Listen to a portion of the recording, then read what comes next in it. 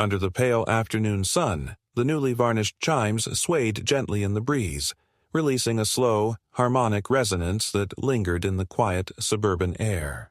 Liv Hudson stepped back from the edge of her porch, brushing a speck of dust off the copper curve of the chimes and tilting her head slightly, listening.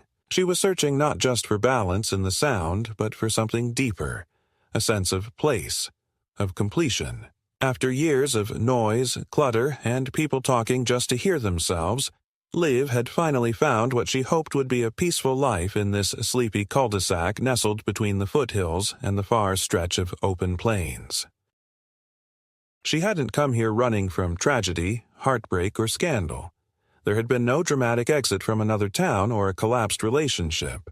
She was simply tired of relentless chatter in open-plan offices, tired of listening to other people's opinions about things that didn't matter, and, most of all, tired of pretending not to care about the subtle things, like the hum of power lines or the echo of poorly tuned air conditioners. That's what made the house on Hollow Pine Lane so special. It had a kind of silence that didn't feel empty. It felt like intention, like permission, the kind of silence you could grow something inside of. And Liv had every intention of doing just that. Her background wasn't anything particularly dramatic. She worked as an acoustic designer, crafting ambient soundscapes for meditation spaces, boutique hotels, and minimalist architecture firms that like to brag about how their lobbies sounded like Japanese forests. She loved her work, but over time it had become clearer that the constant coordination with egotistical clients and the pressure of branding perfection into sound was suffocating her creativity. After saving for several years and finding a freelance rhythm that let her escape the daily grind, she finally pulled the trigger on this move. A single-story house with a wraparound porch, shielded by overgrown hedges and a rusted iron gate that creaked like it had a story to tell. Liv didn't care much for the superficial pleasantries that sometimes came with neighborhood life. She wasn't rude, just private, quietly polite at best, but she didn't see a reason to force closeness where it wasn't needed.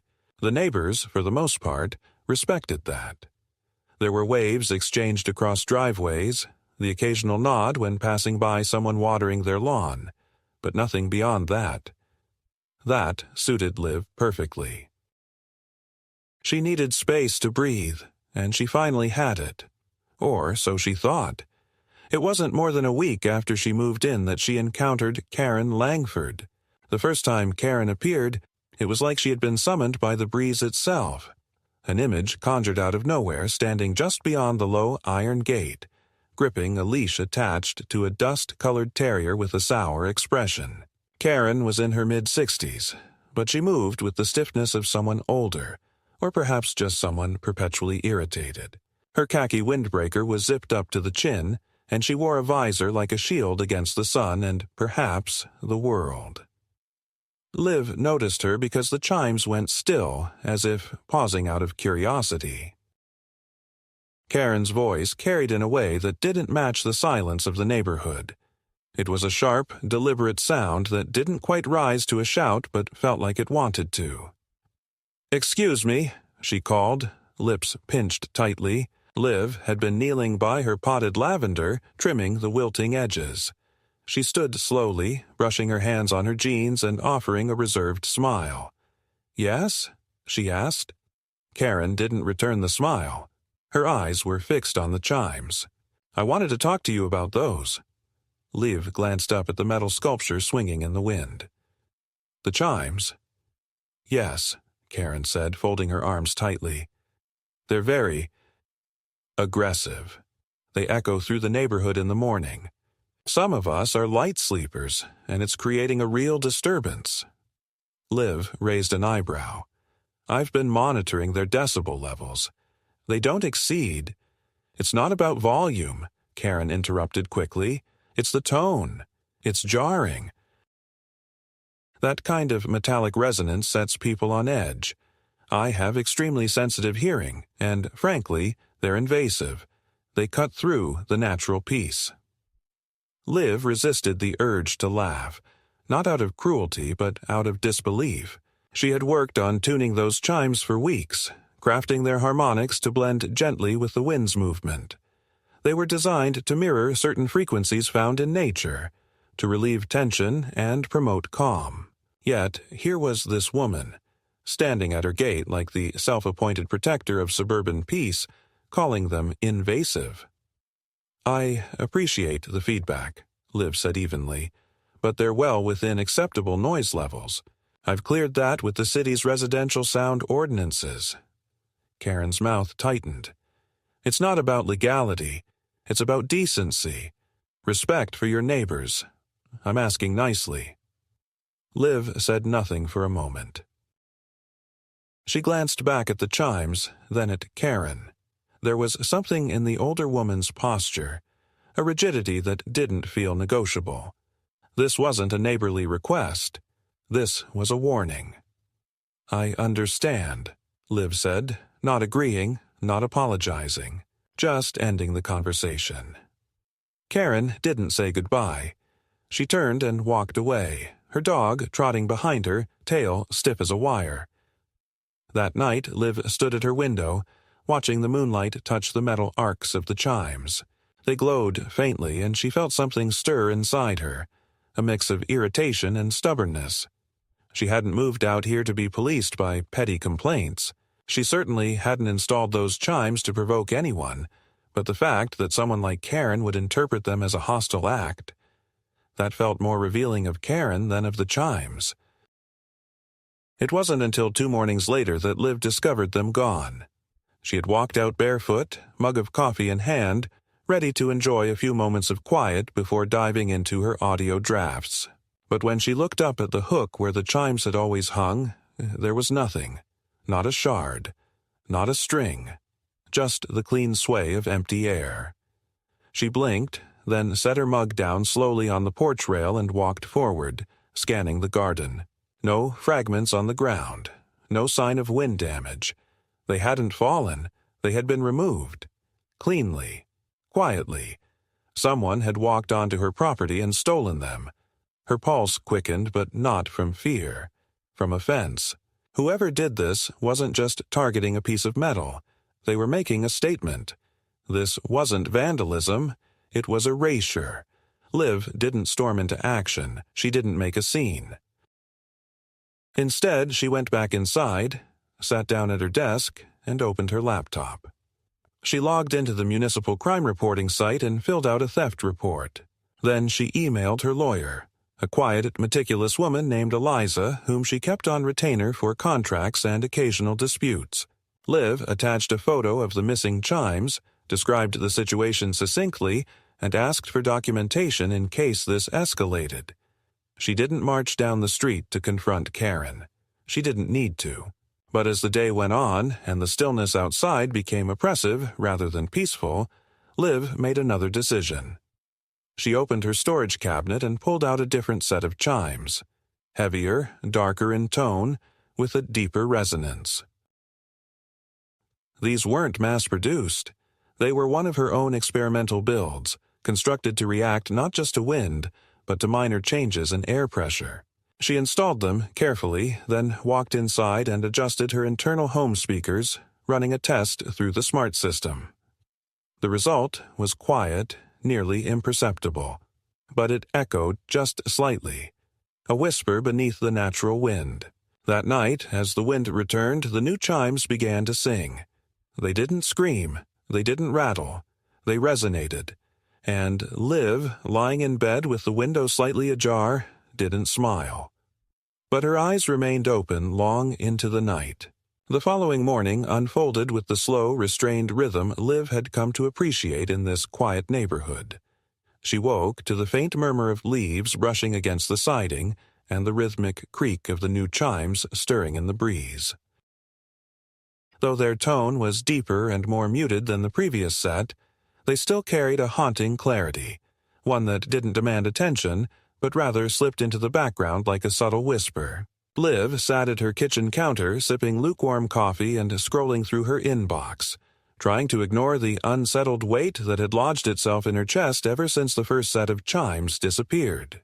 Despite her calm, deliberate response the day before, A part of her couldn't shake the violation of it, the sheer audacity of someone stepping onto her property in the dead of night and taking something that didn't belong to them. She didn't need a confession to know who had done it. The timing was too clean, the context too precise. It didn't take a detective to trace the line from Karen's pointed complaints to the disappearance. Liv wasn't naive enough to expect a confrontation. People like Karen rarely escalated in daylight. They moved in the quiet margins, veiling their interference as concern and their resentment as principle. By mid-morning, a white sedan with magnetic decals on the sides pulled into the cul-de-sac, parking with clinical precision near Karen's driveway. The decals read, Residential Quality Review, Private Contractor. Liv watched from the side window as two individuals in navy polos and slacks emerged, one with a clipboard, the other carrying a rolling decibel meter and a compact drone in a soft case. She didn't react, didn't approach them or call out, but her stomach turned slightly. Karen was standing in her driveway, already gesturing toward Liv's home before the inspectors even reached her. She spoke with short, animated movements, her voice just low enough to be inaudible but urgent enough that it clearly wasn't a casual chat. One of the inspectors nodded, while the other wrote something quickly. Moments later, the drone was launched, buzzing faintly as it hovered over the property lines, drifting toward Liv's porch. She stepped back from the window and calmly retrieved her phone, dialing Eliza. "Morning," Eliza answered, her voice steady and alert despite the early hour. "There's a drone flying over my porch," Liv said. "Karen's called in some private residential firm." "Are they city authorized?" "No insignia. Private logo." "She's pointing at the Chimes." There was a pause on the line. "That might be noise ordinance baiting. Do not interact with them directly. I'll send you a rights memo and prep a letter for cease and desist if they publish anything or file a third-party complaint." Liv hung up, exhaled, and returned to her counter. The drone hovered for another 2 minutes before retreating. The inspectors made their notes and left without attempting contact. That alone told her everything. Whatever was being documented wasn't for balance or fairness. It was a setup. That evening, a folded notice appeared wedged into the gap between her mailbox and the latch. It wasn't from the city. No official seal, no date stamp. The paper was thick, cream-colored, and printed with an overly formal serif font that tried to mimic the authority it didn't actually possess. The letter began with, "This communication is intended to initiate community-level resolution regarding disruptive atmospheric interference emanating from your property." Liv read it twice, her jaw tightening with each line. The document was laughable in its structure, full of vague references to localized auditory discomfort and psychological disruption derived from non-consensual soundscaping. It didn't name Karen, but it didn't have to. At the bottom was a signature in stylized cursive. L. Forsyth, Neighborhood Alignment Facilitator. Beneath that, in smaller print, Independent Residential Mediation Services. Karen had hired a third-party neighborhood facilitator. It sounded ridiculous, and it was, but the purpose was clear. If she couldn't pressure Liv through legal or city channels, she'd try to apply pseudo-legal authority. Death by documentation. Liv carefully folded the letter and placed it on her desk. She didn't reply. She didn't reach out. Instead, she contacted a local residential sound consultant, someone she had worked with years ago on a museum installation in Denver. He agreed to swing by the next morning and run a full report, not only on her chimes but the ambient environmental audio within a 100-foot radius of her house. She wanted clean numbers and professional framing before things spiraled further. When he arrived the next day, he brought a full mobile rig, directional microphones, portable isolation panels, and a frequency scanner. His name was Ross, an older man with a calm demeanor and the kind of mind that enjoyed explaining things most people didn't understand. He spent over an hour measuring, calibrating, recording samples, and noting wind speeds and angles. By the end, he smiled and handed her the preliminary readout. "You're well below anything remotely actionable," he said, pointing to the baseline graph. "Even if someone wanted to claim psychoacoustic interference, they'd need to prove deliberate manipulation and volume levels you're nowhere near. Your chimes peak at 42 decibels at wind speeds above 12 miles per hour. That's less than a passing Prius." "Could she argue tonal targeting?" Liv asked, eyes on the data. Ross considered it, then shook his head. "Not unless you're directing high-frequency sweeps at her house, which you're not. If she's reacting this strongly to a natural sound object, it's probably personal." Liv thanked him, paid in full, and scanned the report into a cloud folder she'd shared with Eliza. For the next week, things seemed to settle, at least externally. No more notices, no surprise visitors. But small things started to change.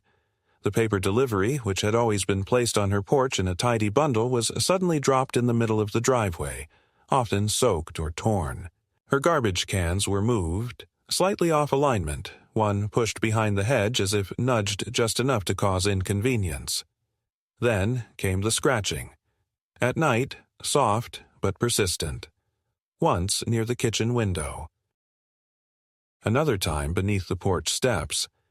She installed motion lights and repellent sensors, but the pattern continued. Always just out of sight, always just below evidence. One morning, she found a dead finch in her bird bath, wings splayed awkwardly, body dry and rigid. No wounds, no visible injury. It might have been a coincidence, a freak accident. But in context, it felt like a warning. The chimes rang overhead in a low, patient rhythm, as if trying to soothe her. But Liv wasn't soothed. She was preparing. She upgraded her exterior surveillance, quietly, discreetly, not flashy cameras but micro-lens units mounted within the frame of her eaves and porch rail. They wouldn't catch everything, but they'd catch enough. And then, as if the universe had decided to test her resolve, it escalated again. Late Friday night, just past 2, Liv was awakened by a shrill, off-pattern ringing. Not her phone, not the doorbell. It took a moment to recognize it, the internal chime of her own security system triggering a silent alert. Something had crossed the property perimeter. She rose carefully, padded into the hallway, and checked the security panel. Zone 2, North Yard. She pulled up the live camera feed and saw nothing at first, just empty grass swaying faintly in the wind. Then a flicker of movement. A figure, low to the ground, darting from the edge of the hedge toward her porch steps. The camera wasn't high-res enough to identify a face, but the posture, the shape, even the gait of the person. It all screamed Karen. Not the composed woman with the clipboard, but something twisted, like she had peeled back her civility to reveal something feral beneath. The figure paused near the porch, then reached into a bag and scattered something on the steps. A powder, maybe. Or seeds. Liv leaned closer to the screen. The person stepped back, turned, and hurried away the same way they came, vanishing into the dark. Liv didn't go outside. She waited until morning, then stepped out with gloves and a collection kit. The powder was coarse, mixed with tiny red pellets. She took samples and stored them. Later, after confirming with her contact at a local vet, the mixture was identified as bird repellent laced with mild rodenticide, a chemical compound designed to sicken, not kill outright, but definitely intended to disturb. That was the moment Liv stopped hoping for de-escalation. She didn't retaliate, not openly. Instead, she contacted Eliza again and sent her the footage and the chemical report. Eliza recommended filing a formal complaint with the local precinct. Not a report for confrontation, but a private submission to begin a public safety log in case further incidents occurred. It would put Karen's name in a file where it could no longer hide behind plausible deniability. Liv agreed and submitted the complaint. Quietly, no fuss, just facts. Then, later that night, she made one more adjustment to her home system. She pulled up the smart audio console, accessed the environmental sync settings, and set a new automation sequence. It wasn't an attack. It wasn't even an escalation. It was simply timing. She had noticed that every morning, at exactly 6:03 a.m., Karen's bedroom lights flicked on, followed 20 seconds later by her bathroom window sliding open. Some habits are consistent even in the most erratic people. Liv aligned her speaker system accordingly. At precisely 6:04 each morning, a soft tonal cascade would begin. Nothing intrusive, just a delayed echo of her wind chimes, broadcast gently, nearly imperceptibly, but tuned to catch the resonance of the open window and the reflective surfaces beyond. It wasn't vengeance. It was symmetry. The morning after Liv activated the synchronized echo, she woke early, long before her alarm. There was no particular sound that stirred her, no crash, no siren, but an internal sense that the atmosphere had shifted. The air felt taut, like the seconds before a thunderclap. She moved slowly through her house, checking windows, glancing out into the yard where dew clung stubbornly to the grass, but nothing seemed out of place. And yet something in her gut insisted the game had advanced. She settled on the porch with a thermos of black coffee, eyes fixed on the gentle curve of the road where Karen's house sat like a prim widow watching the street. The blinds were already open. That was new.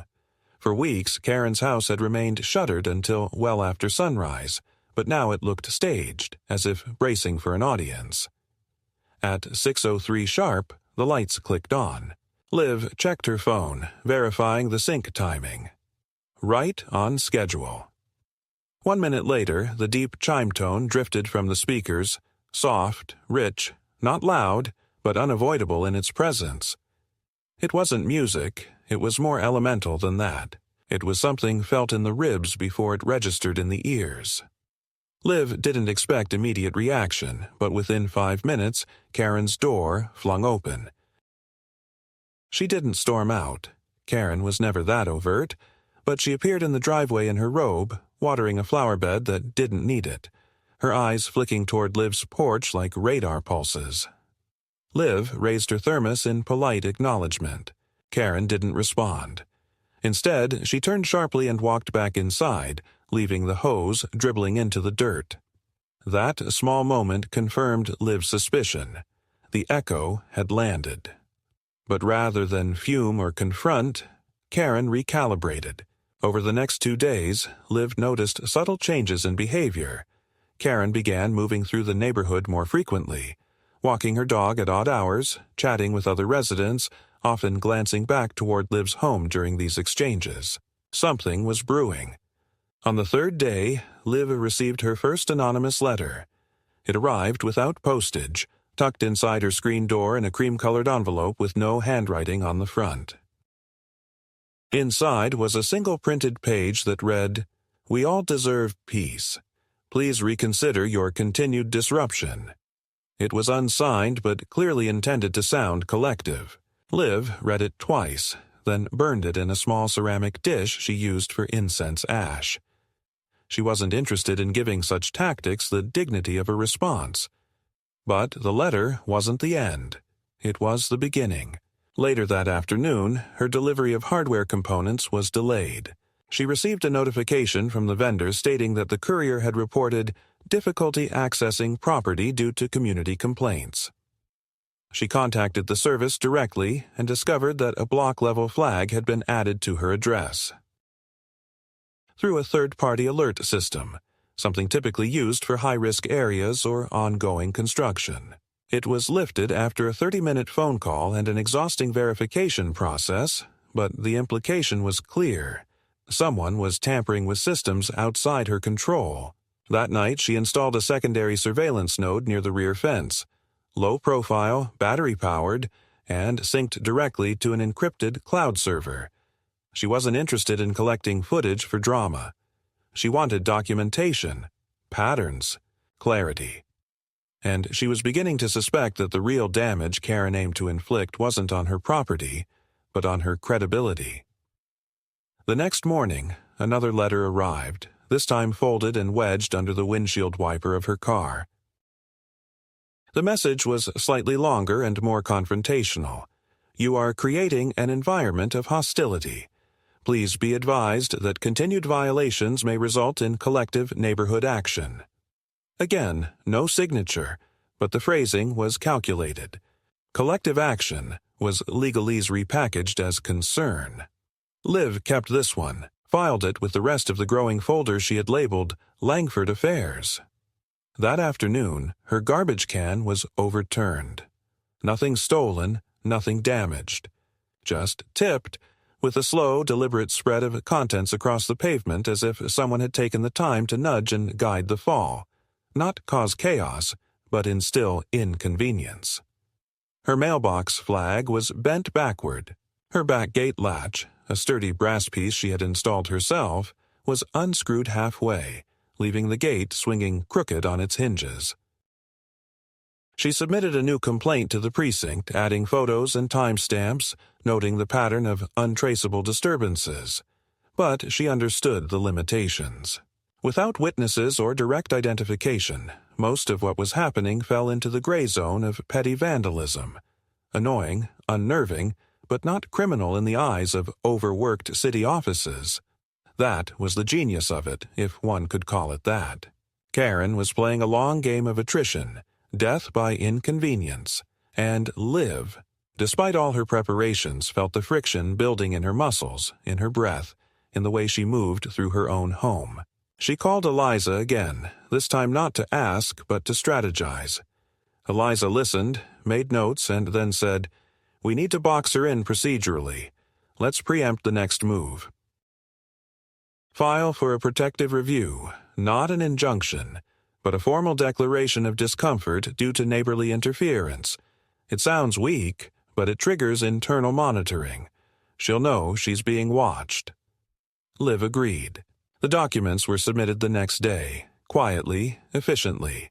No confrontation, no public statement. Just a paper trail that now included official scrutiny. But Karen wasn't done. On the 5th day of the week, just as Liv was beginning to feel a measure of reclaimed calm, she received a letter from a local dispute mediation service. A real one this time, officially recognized by the city. It was a request for voluntary conflict resolution, submitted by a concerned party, with dates available for mediated conversation between neighbors. Liv skimmed the packet and saw immediately what it was: a trap. If she accepted, she would be entering a process framed as mutual, even though every action had originated from Karen. If she declined, it could be used to frame her as uncooperative. She forwarded the document to Eliza, who responded within 10 minutes. Decline politely, cite active legal review. Let them chew on that. Liv sent the response as suggested, then added a short statement of her own. I believe the pattern of unprovoked interference from the complainant constitutes harassment. I am documenting every incident and pursuing lawful remedies accordingly. No heat, no threats, just precision. The next incident wasn't at her home. It was at the post office. Liv arrived to pick up a registered package and was met with an awkward smile from the clerk, who handed over the item with a pause. There was a note on your file to verify ID twice, the woman said. Said there were issues with mail fraud. Liv narrowed her eyes. Who placed the note? The clerk shrugged. Came in through the regional admin, flagged by a complaint. I had to call to clear it. She passed the box across the counter. It's removed now. But maybe keep an eye out. Liv didn't respond. She carried the box to her car, set it in the passenger seat, and sat behind the wheel for a long moment without turning the key. This wasn't about wind chimes. It never had been. It was about territory, power, and the compulsion of certain people to police their environment so rigidly that any anomaly, any deviation from their comfort zone, was treated as a threat. Karen wasn't trying to eliminate a sound. She was trying to unseat a presence. Back home, Liv reviewed the security footage again, searching for patterns in Karen's comings and goings. What time she left, what time she returned, what lights she used. Not for retaliation, but for understanding. In warfare, predictability was vulnerability, and Karen was nothing if not consistent. She always left the house at 2:47 p.m. to walk her dog. She returned at 3:06. She closed her blinds at 8:11. She watered her garden at 6:38 a.m., exactly 35 minutes after the tonal echo began. Armed with this rhythm, Liv began adjusting her own. She scheduled her audio rendering sessions to occur during Karen's peak home presence.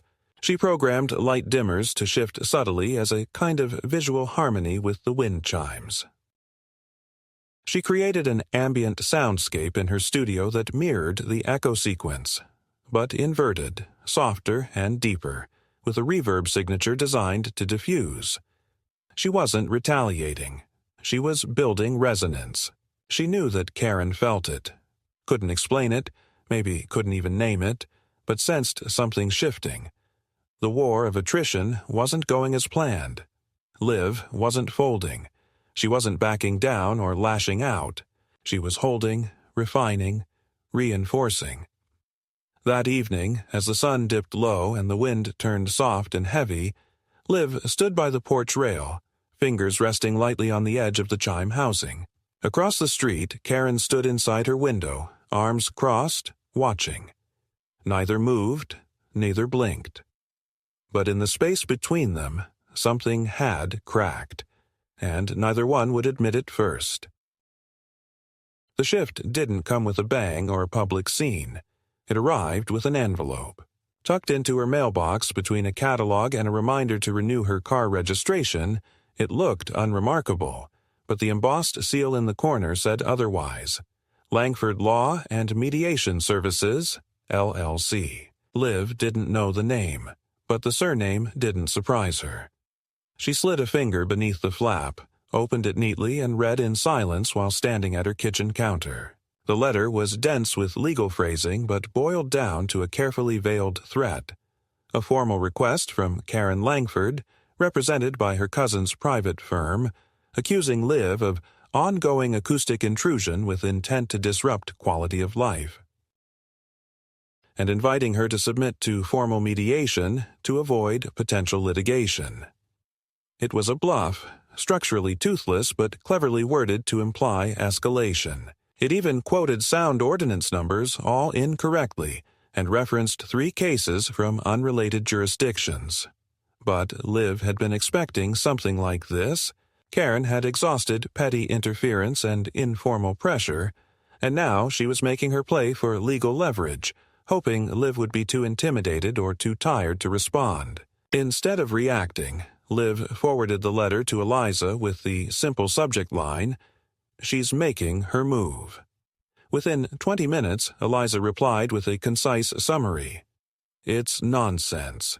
Baseless. But it gives us leverage. Let's make a move of our own." Eliza drafted a counterstatement, a formal reply declining mediation and reiterating the documented harassment Liv had endured. She attached an annotated log of every incident, including photographic evidence, timestamps from the security footage, and audio reports from Ross. The package was clean, tight, impossible to dismiss, and Liv didn't just send it to Karen's firm. She CC'd the city's neighborhood affairs liaison, the precinct community officer she had already spoken with, and a local public oversight committee that handled disputes between private citizens and neighborhood pressure groups. She didn't need it to start a war.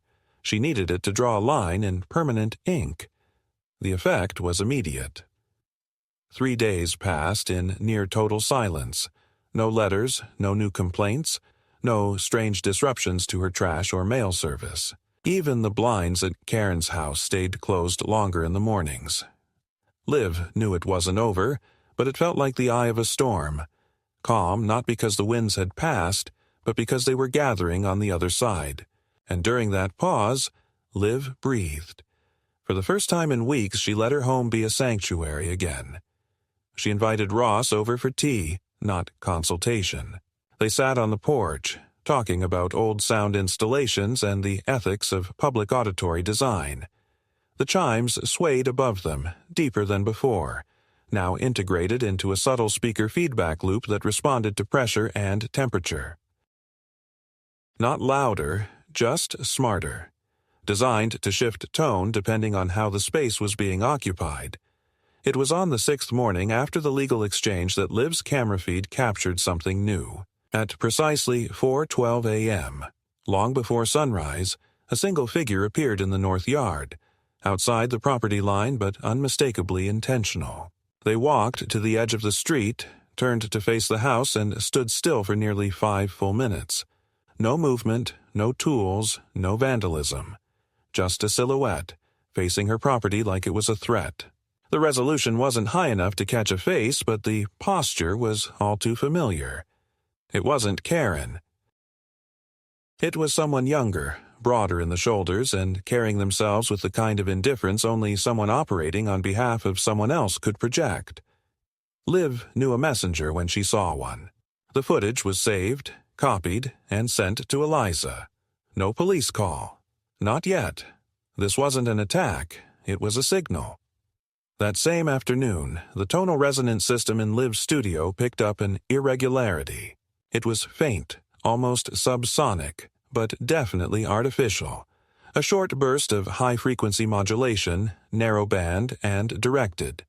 She scanned for repeat intervals and found 2 more instances buried in the ambient data from the previous night. It wasn't her system. It was external, and it was precise. She sent the data to Ross, who confirmed her suspicion. Someone was using targeted acoustic pulses. Not strong enough to cause damage, but designed to interfere, to agitate. Liv adjusted her system, installing a reactive dampening protocol that would mirror incoming frequencies and scatter them across non-resonant intervals, rendering the pulses harmless. And then she made a decision.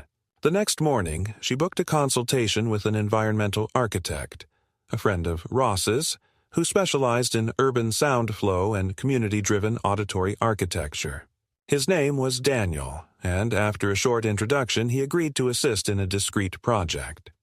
The goal was simple: to make Liv's property sonically self-sufficient, immune to intrusion. Not through volume, but through design. Together, they laid out a perimeter plan of low-frequency harmonic fields, using wind flow and natural surfaces to create zones of resonance that absorbed and neutralized external disruptions. It was technical, elegant, and perfectly legal. More importantly, it was beautiful. The installation began within the week. Small, sculptural structures were placed throughout the yard, metallic reeds that shifted in tone depending on wind speed, stone discs that radiated warmth and softened echo, vertical wooden slats that hummed gently when struck by moving air. To an outsider, it looked like landscaping. To Liv, it was armor. Every element was connected to her central console. Every sound was logged. Every disruption measured. Karen would see it, of course. She would walk her dog past the gate and glance in, pretending not to notice the elegant defenses being woven into the soil and sky. But Liv didn't look at her anymore. She was done with theater. On the 11th day after the envelope arrived, a second legal letter came. This one notably shorter, stripped of performative language and containing only a single demand: remove all amplified structures immediately or face civil injunction.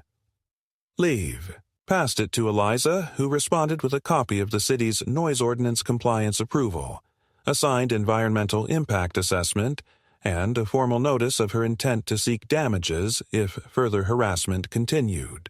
The letter ended with a single line: "We recommend your client cease and desist." That night, the pulses stopped. Liv didn't celebrate. She didn't even smile. She simply sat by her window, sipping tea, listening to the slow, deep conversation of wind and metal. Her home was no longer a battlefield, it was an instrument, and she was done playing defense. Across the street, Karen's lights stayed off well past sunrise. Under the soft weight of a rare midsummer fog, Liv stepped barefoot onto her porch, the air damp and still, carrying no wind to animate her carefully tuned installation. The metallic reeds stood motionless, their silence a foreign presence in the landscape she had shaped so meticulously. It was quiet, not the good kind, but the tight-lipped, watching kind. The kind of quiet that hinted something was listening just beyond the edge of hearing. Something had shifted again, and though no alarms had tripped, no letters had arrived, no trash cans had been overturned or fences vandalized, she could feel it. The eye of the storm had passed, and the other wall was fast approaching. It started with a misdelivery. A small package marked with her address but labeled under a false name, Lydia Hamilton. She'd never used an alias, never shared her home with anyone. When she opened it, cautiously, inside was a generic white box with a second layer of packaging. Clear plastic protecting what looked like a voice recorder. No instructions, no markings, just a device, preloaded and already activated. She dropped it immediately, recognizing the implications. Someone had mailed a planted device to her door, recording God knows what. And if it was discovered by authorities without context, it could be turned into a weapon of perception. A setup. She put on gloves, sealed the recorder in a static-proof bag, and drove it straight to her lawyer's office. Eliza took it without a word, her mouth a straight line, and promised to file a report and have it examined by a private lab. That same night, Liv changed all of her locks, not because someone had broken in, yet, but because it felt like someone was preparing to. In the following days, more false deliveries arrived. All small, all unmarked, none addressed to Liv by name. One contained a pen with a hidden lens. Another, a USB with nothing on it but a blank README file. The intent wasn't to spy, it was to suggest surveillance, to make her second-guess her own safety, her own habits. It was a psychological corrosion, and it was working. Then came the accusations. Through channels that bypassed Liv entirely, calls made to her freelance clients, subtle inquiries about her stability and professionalism, Karen, or someone connected to her, was laying seeds of doubt far outside the cul-de-sac.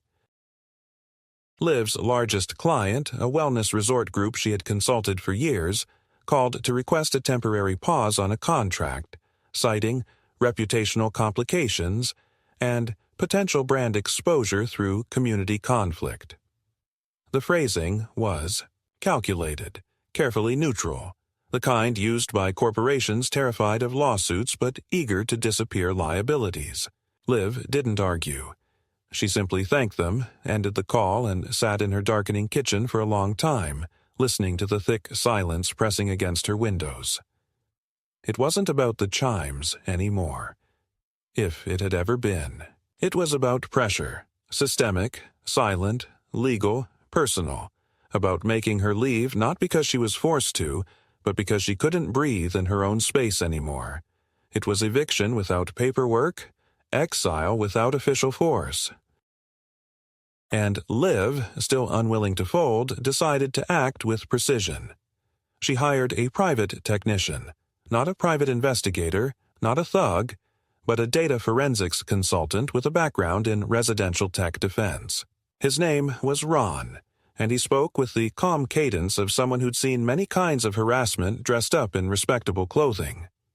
Over 2 days, Ron swept Liv's house, her systems, her devices. No taps, no cameras, no digital intrusion. But what he found outside was more disturbing.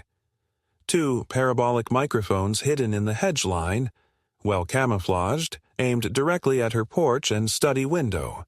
Professional-grade, low-range directional listening tools, illegal without a warrant. He documented everything, removed the devices with sealed gloves, and handed them over to Eliza's office for chain of custody storage. He also set up passive jamming equipment around the property. Non-intrusive, compliant with all regulations, but enough to block future attempts. Meanwhile, Eliza filed a restraining order petition, not just against Karen, but against unidentified individuals acting on her behalf, citing targeted harassment, electronic surveillance, and reputational defamation. This time, the city took it seriously. Liv was contacted by a community liaison investigator who visited her home, reviewed the documentation, and took a formal statement. Liv presented every letter, every delivery, the audio evidence, the photos, the timestamps. The case was flagged as active. It wasn't an arrest, it wasn't justice, but it was movement. That same week, 2 more of her clients put contracts on hold, citing the same vague concerns about optics and entanglement. Liv understood what was happening. Her silence was being weaponized, her lack of social media presence, her absence from public events, her tendency to keep to herself. She was being rebranded as odd, difficult, unstable, without anyone ever saying the words. Karen wasn't just attacking her space anymore, she was eroding her identity. But Liv still had tools. With Ron's help, she began crafting a public record, not reactive, not accusatory, but transparent. She published a minimalist site documenting her installation project, complete with city permits, environmental studies, and sound compliance charts. It didn't mention Karen. It didn't name conflict.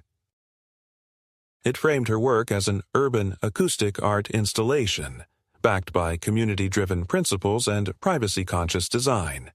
It included testimonials from collaborators, audio samples, and a full technical walkthrough of how the system functioned. It was elegant, defensive without being combative, a portfolio of integrity, and people responded.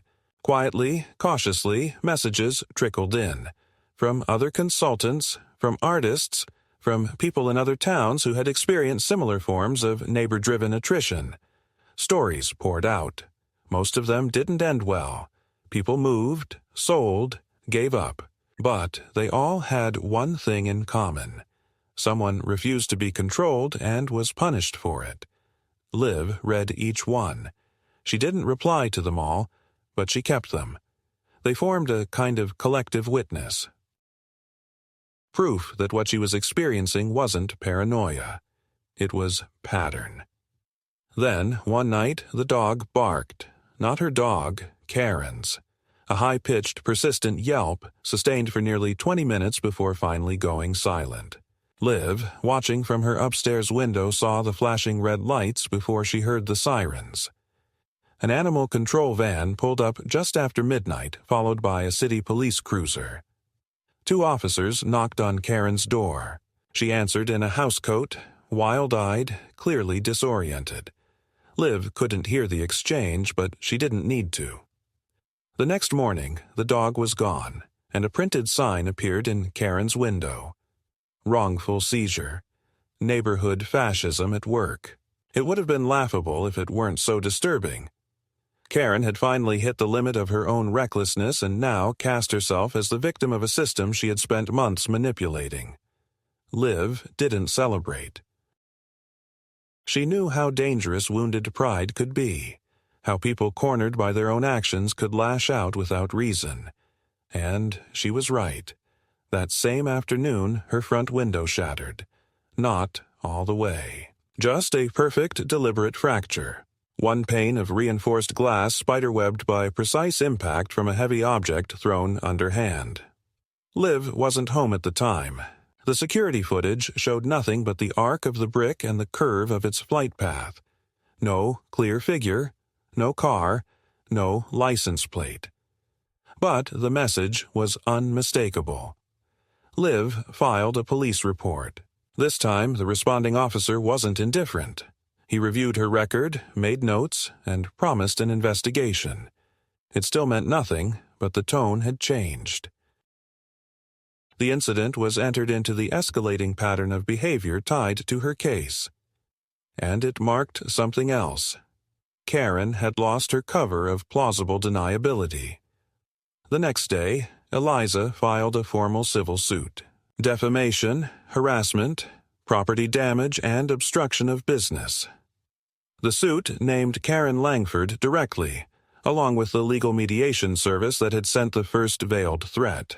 It included a motion to subpoena metadata from Karen's smart home system, logs from her external devices, and transaction records from the companies that shipped the false packages. Eliza's firm filed it not as a desperate counter, but as a preemptive strike, cutting off the next stage before it could take form. Karen responded predictably. Through her cousin's law office, she issued a press release on a local blog, accusing Liv of harassment, sonic bullying, and weaponized home automation. She called it a campaign of intimidation through designer acoustics. The language was dramatic, unhinged, and poorly edited, but it caught attention. For 48 hours, Liv's inbox filled with trolls, inquiries, support messages, and media requests. She ignored most of it. She wasn't interested in feeding the narrative. She stayed quiet, steady, deliberate. Then something unexpected happened. Her site traffic exploded. Not from hate, but curiosity. Hundreds of readers combed through the charts, the videos, the installation logs. Liv watched the analytics climb. A few professors reached out. An acoustics symposium requested a submission proposal.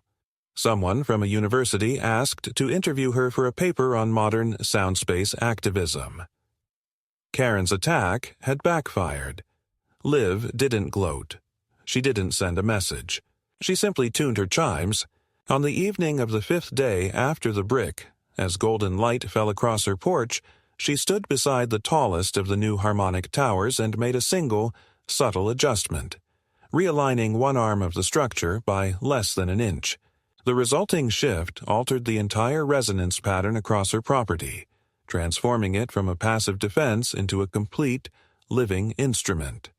No aggression, no message, just sound.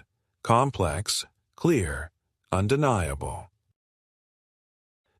Across the street, Karen sat in her window, expression unreadable. Liv didn't look up.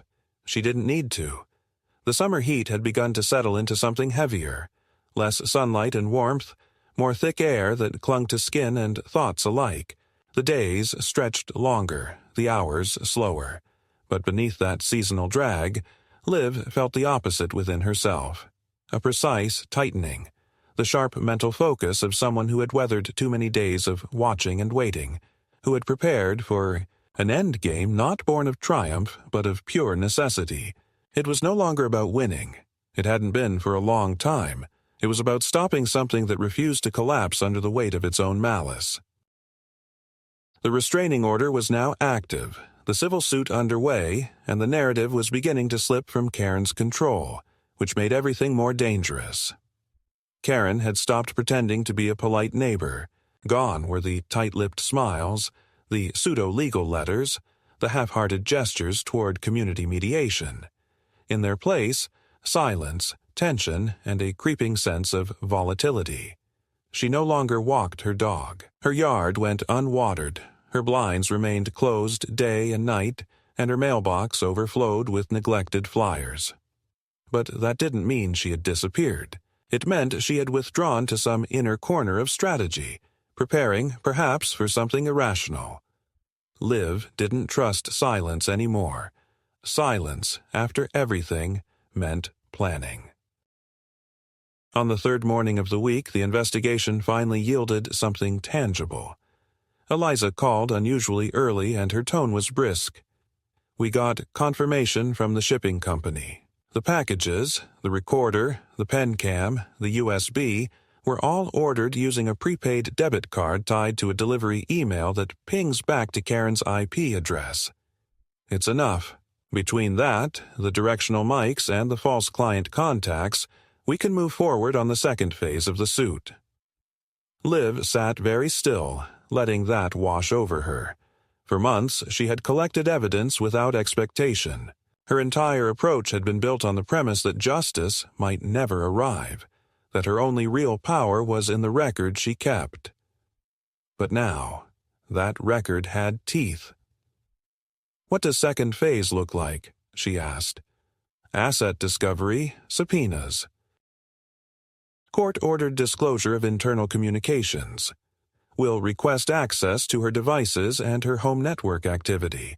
If she deletes anything now, it's spoliation, grounds for immediate sanction. Liv felt no satisfaction, just the slow, low burn of vindication trying not to become relief. It was too soon for relief. That night, her security system logged 2 attempts at unauthorized access. One at the rear gate, one at the basement window. Neither successful.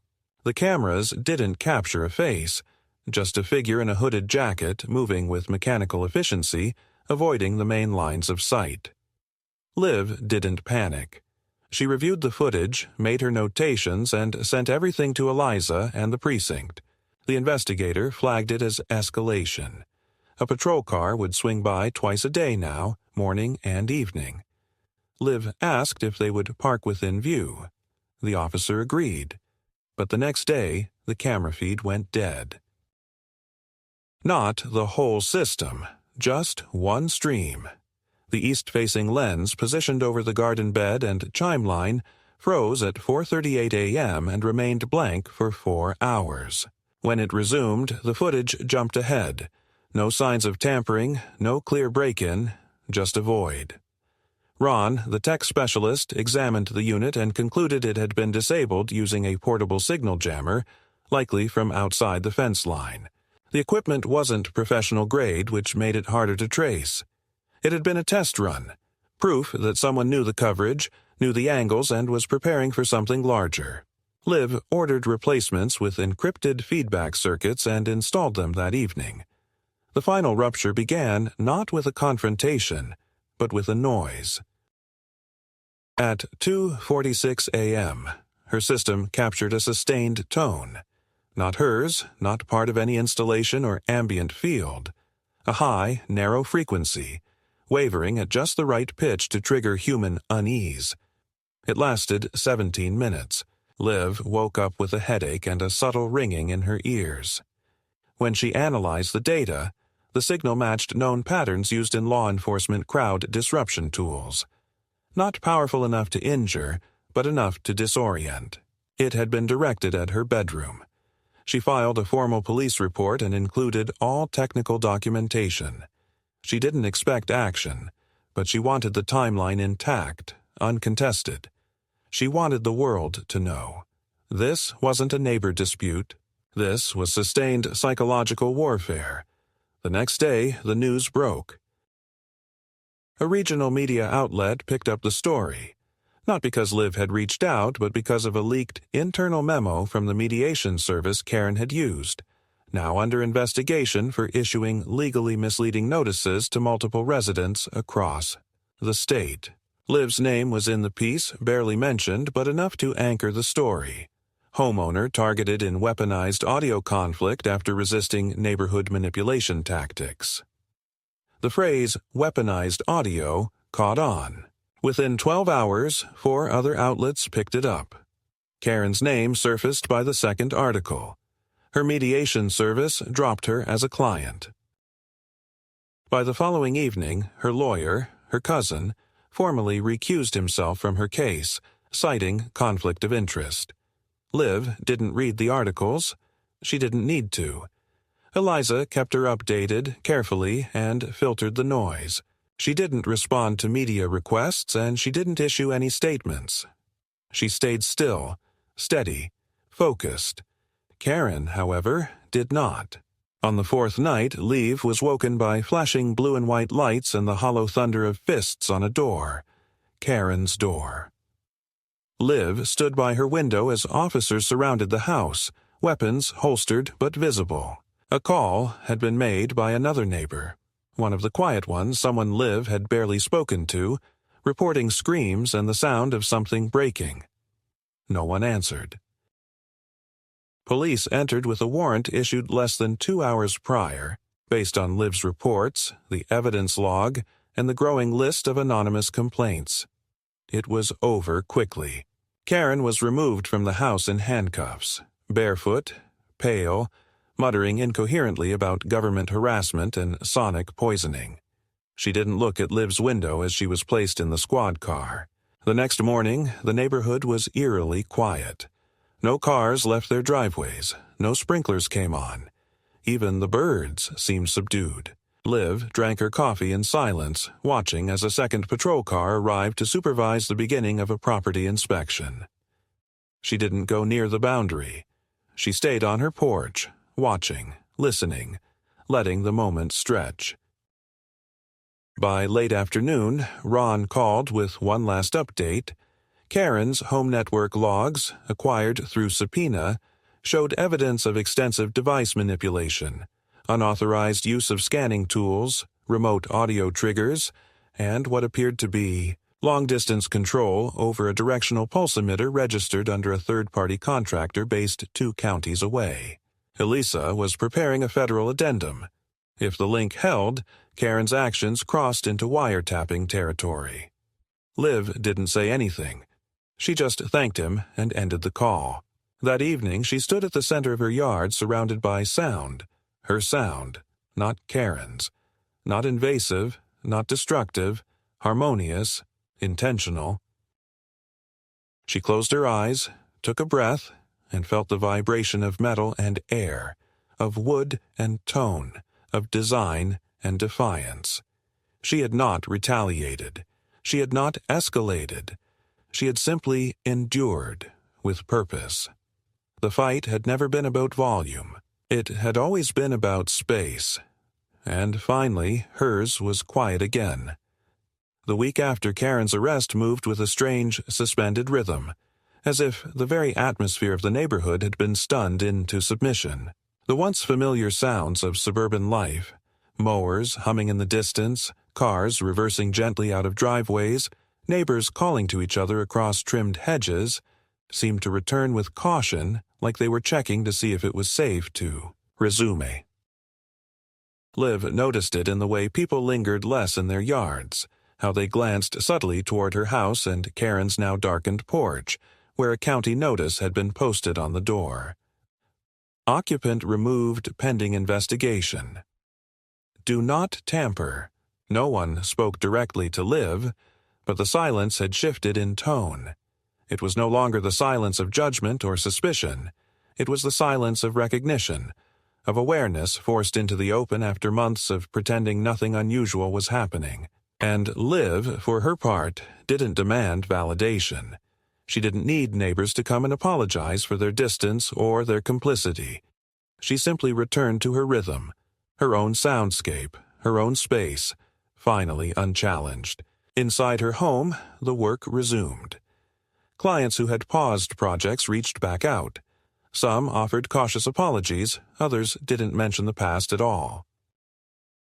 The wellness resort wanted to resume their auditory garden initiative, and the architectural sound design magazine that had previously rejected her submission now requested an interview.